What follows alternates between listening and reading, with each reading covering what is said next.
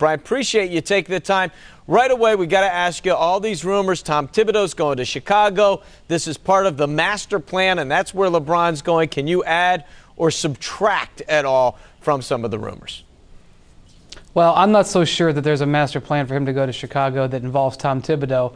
I know that a lot of people want to make the leap because they are both represented by the same agency. But if everybody did everything according to agency, the NBA wouldn't look the way it does. I do believe LeBron's definitely going to consider Chicago. But what I think people have to understand when they try to break down the LeBron decision, there's really two decisions. It's not ABC, Cleveland, New York, Chicago. It's do you leave home or not? And not just your home team, but your hometown. That's the big decision LeBron has to make. And then if the answer to that question is yes, then I think he goes to the next level, and I think the Knicks and the Bulls are right there at the top of the list. And I think if he does make that first big decision, and that's not just a passing if, that's a big if, I think he's seriously going to take a look at the Chicago Bulls because of what their opportunities they have on their roster, not just because Tom Thibodeau is a coach. Brian, if LeBron does leave, how much would it have to do with, Danny Ferry moving on, now Chris Grant's taking over? How's their relationship? Well, I think it's solid. I don't think they're very, very close. But I think we have to take LeBron at his word. And what LeBron has said, and he said it over and over, is that he wants to go someplace or be someplace where he can win championships. The Cavs have been relatively close the last 2 years. Most of the teams that he's interested in have not been. So obviously a team he goes on to is going to get better. Regardless of who the coach is, regardless of who the GM is, certainly LeBron has to be comfortable with those individuals. But he's got to believe that whatever franchise he's with is dedicated to winning championships. And that's the pitch that these teams are going to have to make, not just who may be the coach or who may be the general manager. Brian, tell me about, the Cleveland Cavaliers made these changes recently. How was that playing into the decision for LeBron or even the mood of the team? You have a new GM in place. You're going to have a new coach. Players are possibly going to move. What is the direction really for the Cleveland Cavaliers right now?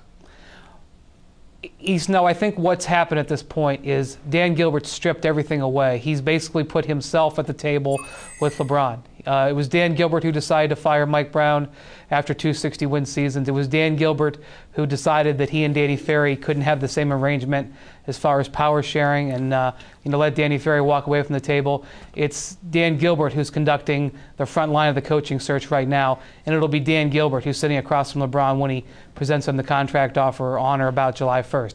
What's going on right now is really the revelation that Dan Gilbert has taken the reins of the team, and he's offering LeBron a partnership with somebody who LeBron hopefully, from Dan Gilbert's perspective, believes in and believes can make good decisions for the franchise. And that's really what's happening.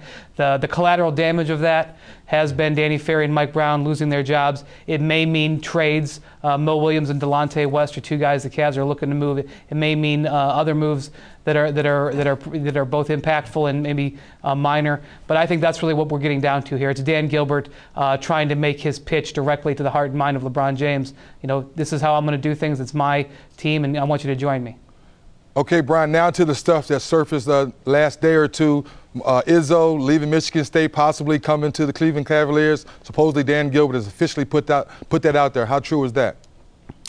Well, Dan Gilbert has offered him, from what my sources tell me, a 5-year contract worth in the neighborhood of $30 million with a whole bunch of incentives and perks in that nature.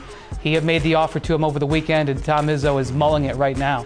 The sense that I'm getting is that Gilbert's basically trying to make a big push here. No matter what LeBron does, he wants Tom Izzo in the fold, and he wants to pay him a lot of money to do it. He wants to give him as much opportunity to succeed.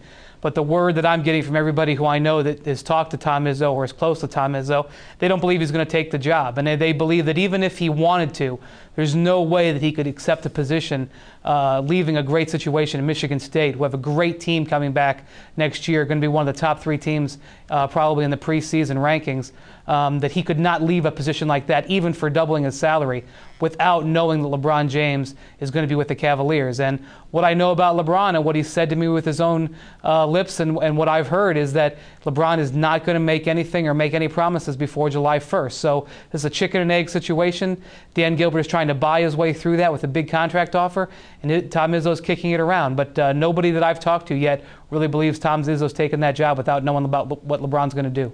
You know, I rarely do this when we have a guest on, Brian, but, you know, I got to ask you. I don't want to be rude, but I got one of the Mother Goose when we're talking chicken and eggs from Michigan State sitting right next to me. So I got to ask E. Snow here what he thinks about Tom Izzo and whether or not that might be something he would entertain. I mean, great guy, great coach. He's earned his stripes, but I think Brian's actually, you know, correct. I mean, I think with it being so much uncertainty in Cleveland as far as whether LeBron's coming back, I mean, he's not going to take that job without knowing if LeBron James is going to come back. I don't see why. It's going to have to be some form of certainty, because otherwise you don't know. It's not really a great job. It's a great job if LeBron James comes back, but it's really not a great job if he doesn't. Right, so, I mean, that's basically what it comes down to.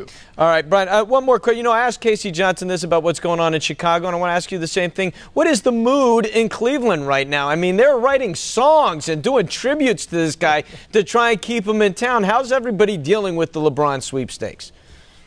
Well, everybody's Cleveland's playing defense right now. With every day that passes, I think people get a little bit more jittery. And seeing Mayor Bloomberg in New York roll out this campaign, hearing Barack Obama make a pitch to him to go to Chicago, nightly seeing highlight shows and reading stuff on the internet every day where it's coming across as the top story, even though the NBA Finals are going on.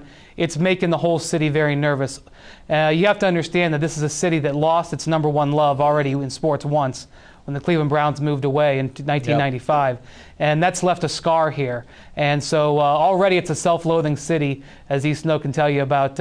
Well, everybody here doesn't mind feeling sorry for themselves. So they're really, really nervous, especially with the old wound that they remember with the Browns leaving. This would be as big or even bigger if LeBron James left.